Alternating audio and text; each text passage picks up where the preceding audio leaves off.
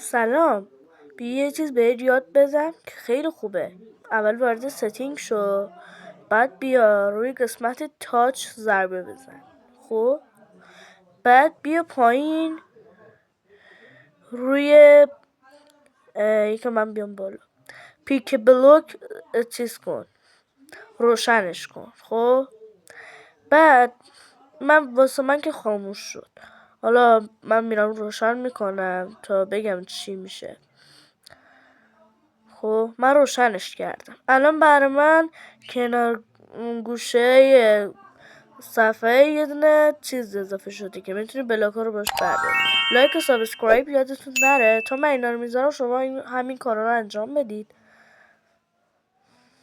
خب ما باید بریم توی اند، یعنی همون اند دراگون، همون دروازه‌ای که خیلی معروفه بهش میگیم دروازه اژدها. نمیدونم رو شما بهش چی میگید.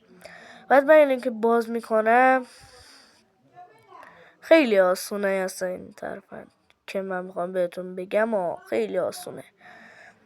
فقط چند تا کار باید انجام بدی که کاری هم ندارن آخه.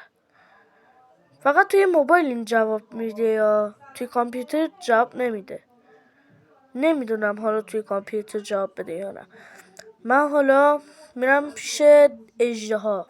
خب همون دراگون میرم پیش دراگون میرم. خب حالا ما صبر میکنیم. من قبلا اومدم این ترفند رو تست کردم.